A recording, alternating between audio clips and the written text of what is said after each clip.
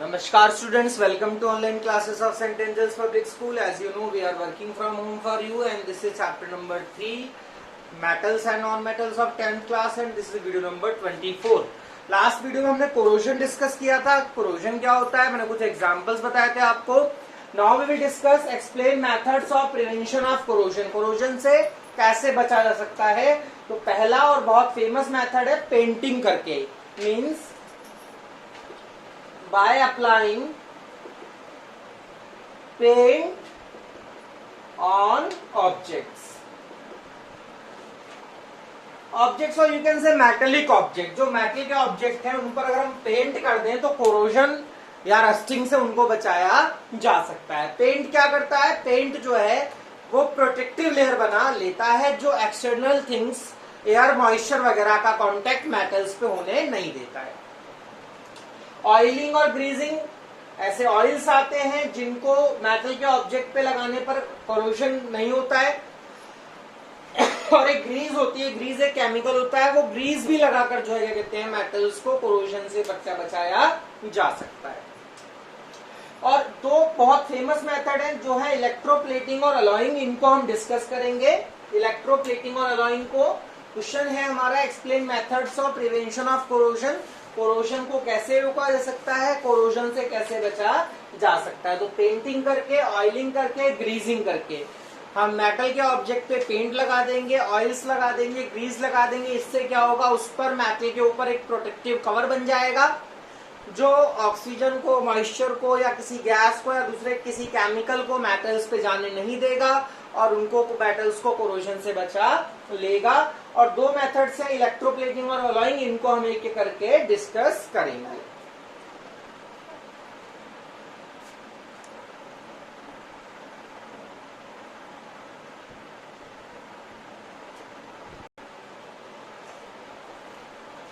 Now we have a question, what is electroplating. Electroplating क्या होती है. तो जो इलेक्ट्रोप्लेटिंग है वो deposition of a layer of some other metal जो कि लेस रिएक्टिव होगा उन्हें metal surface by the help of electric current to prevent metal from corrosion.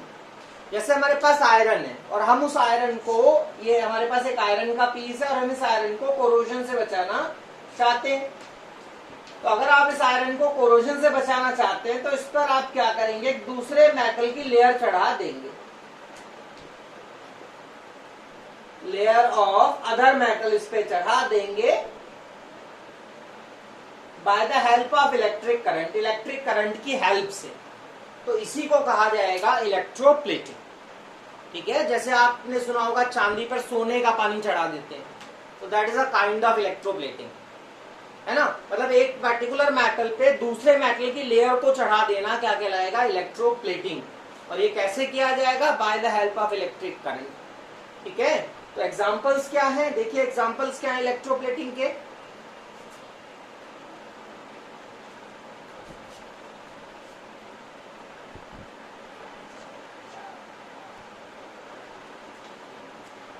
So galvanization, a type of electroplating. तो गैल्वेनाइजेशन में क्या किया जाएगा, deposition of layer of zinc, zinc की लेयर चढ़ा दी है. Anodizing, deposition of layer of aluminium, aluminium की लेयर चढ़ा दी है. टिनिंग का मतलब है deposition of layer of tin over a metal, that is called tinning. Chrome plating का मतलब है deposition of layer of chromium on a metal. तो these are some example of electroplating. क्या है इलेक्ट्रोप्लेटिंग, इलेक्ट्रिक करंट की help से किसी एक मेटल पे दूसरे मेटल की परत को चढ़ा देना, उस एक पर्टिकुलर मेटल को कोरोजन से प्रोटेक्ट करने के लिए. तो हमारे पास गैल्वेनाइजेशन है जिसमें हम मेटल पर जिंक की परत चढ़ा देते हैं. एनोडाइजिंग है जिसमें हम मेटल पे एल्यूमिनियम की परत चढ़ा देते हैं. टिनिंग है जिसमें मेटल पे टिन की परत चढ़ा देते हैं. क्रोम प्लेटिंग है जिसमें हम मेटल पे क्रोमियम की लेयर चढ़ा देते हैं by the help of electric current. These are the example of electroplating.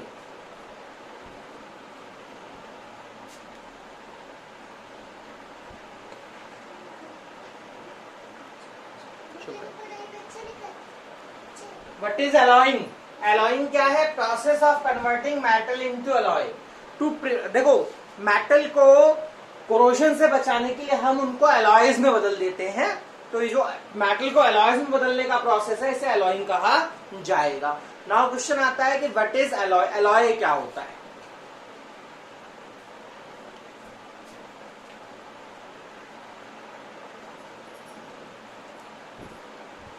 Now we have question what is alloy? Alloy क्या होता है? तो डेफिनेशन आप एलॉय की देखिए, फिर मैं आपको एलॉय समझाता हूँ। Alloy is a homogeneous mixture of 2 और मोर मेटल्स और 1 मेटल और 1 नॉन मेटल। देखो, जब आप 2 या 2 से ज्यादा मेटल्स को मिक्स कर दोगे, और कैसे मिक्स कर दोगे? होमोजीनियसली। होमोजीनियसली मिक्स करने का मतलब क्या होता है? होमोजीनियसली मिक्स करने का मतलब होता है, जैसे आप शरबत जब बनाते हो तो आप पानी और चीनी घोलते हो, तो वो पानी और चीनी का क्या होता है? होमोजीनियस मिक्सचर होता है। That is homogeneous mixture. पानी और चीनी का जो मिक्सचर आप बनाते हो वो बिल्कुल बराबर बराबर मिक्स हो जाता है, होमोजीनियस मिक्सचर बन जाता है।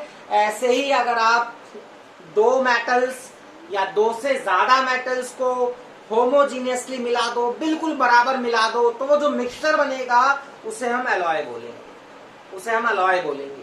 या फिर कभी कभी हम एक मेटल और एक नॉन मेटल को आपस में मिला देते हैं, होमोजीनियसली मिला देते हैं, बिल्कुल बराबर से मिला देते हैं, मिक्स कर देते हैं, एक मिक्सचर बना देते हैं, होमोजीनियस मिक्सचर बना देते हैं।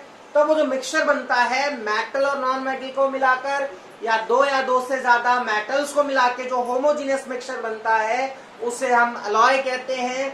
और आपको बता दूं कि जो प्रॉपर्टीज ऑफ अलॉय होती हैं वो उसके बनाने वाले मेटल्स से डिफरेंट होती है।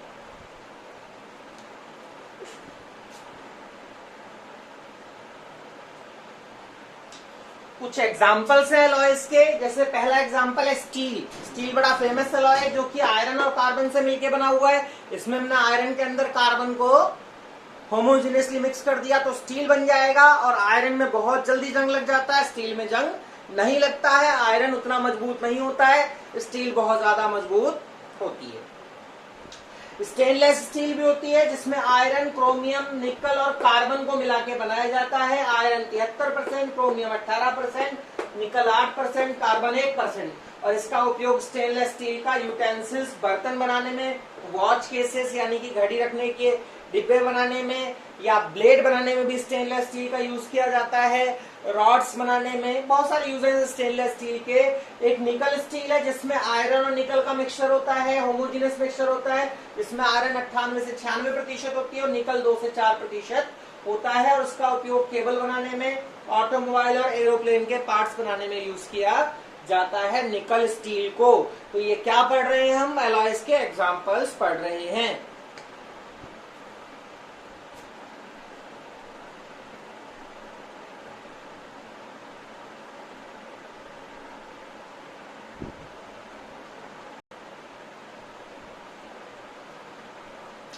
Now we have some other example of alloys. एक सोल्डर नाम का अलॉय होता है जिसमें लेड और टिन मिला के बनाया जाता है। 50% लेड और 50% टिन को होमोजेनियसली मिला के सोल्डर नाम का अलॉय बनाया जाता है, जिसका मेल्टिंग पॉइंट काफी कम होता है। लेड और टिन का मेल्टिंग पॉइंट हाई होता है, सोल्डर का मेल्टिंग पॉइंट काफी लो होता है, बहुत जल्दी पिघल जाता है। तो जो आपके मोबाइल्स हैं, टीवीज हैं, या जितने भी इलेक्ट्रॉनिक गैजेट्स हैं उनमें जो सर्किट अंदर होता है उसमें उन सर्किट्स को जोड़ने में, उन सर्किट्स को रीसर्किट करने में, यानी कि जब वो सर्किट टूट जाए तो उन्हें जोड़ने के लिए, वहां वेल्डिंग करने के लिए हम लोग सोल्डर का ही यूज करते हैं। शायद आपने किसी मोबाइल वाले को मोबाइल ठीक करते समय देखा हो, उसके पास एक मशीन सी होती है जिससे वो तार को पिघलाकर वहां पर सर्किट को जोड़ता है।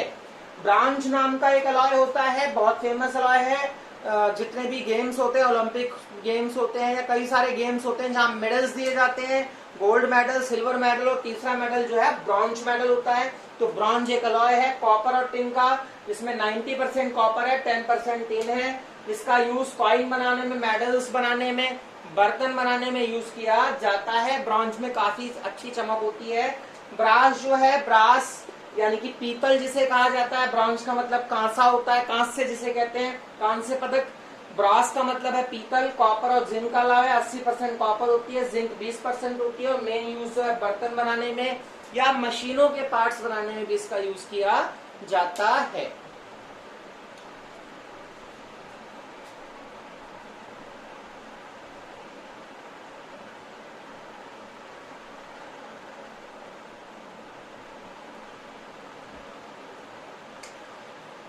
What is एमेलगम? एमेलगम भी एक अलॉय है। देखिए, अगर किसी अलॉय में एक अलॉय है हमारे पास और उसमें मरकरी प्रेजेंट है तो उस वाले अलॉय को आप एमेलगम बोलेंगे। अगर हमारे पास कोई सा भी अलॉय है और उसमें एक मेटल के तौर पर मरकरी प्रेजेंट है तो उसे हम अमलगम बोलेंगे, एमेलगम बोलेंगे। क्वेश्चन है, it is an alloy in which one metal is mercury. ऐसा अलॉय जिसमें एक मेटल मरकरी हो उसे आप एमेलगम बोलेंगे। ठीक है, ऐसा अलॉय जिसमें कुछ भी प्रेजेंट हो बट एक मेटल मरकरी है, मान लो 4 मेटल हैं और एक मरकरी है, बाकी 3 कुछ और हैं, तो उस अलॉय का दूसरा नाम हो सकता है एमेलगम, या उस अलॉय को हम लोग क्या बोलेंगे? एमेलगम बोलेंगे। ठीक है, तो एग्जांपल के तौर पे सोडियम और मरकरी का एमेलगम, सोडियम एमेलगम, और ये जो मरकरी, सिल्वर और टिन और कॉपर का जो एमेलगम है इसको डेंटल एमेलगम कहते हैं और used to fill dental cavities, है ना। अगर आपके दांत, किसी के भी दांत खोखले हो जाएंगे तो उसमें मसाला भरा जाता है, तो ये मसाला जो होता है वो डेंटल एमेलगम होता है।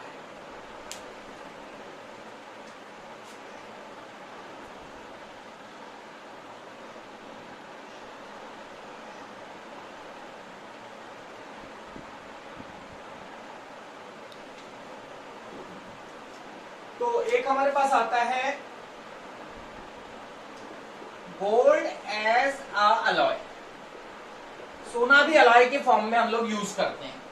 तो कहता है purity of gold is measured in carat.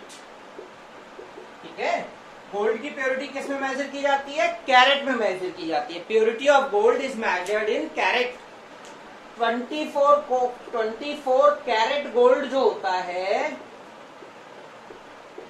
That is purest form of gold. ये सोने का सबसे प्योर फॉर्म होता है।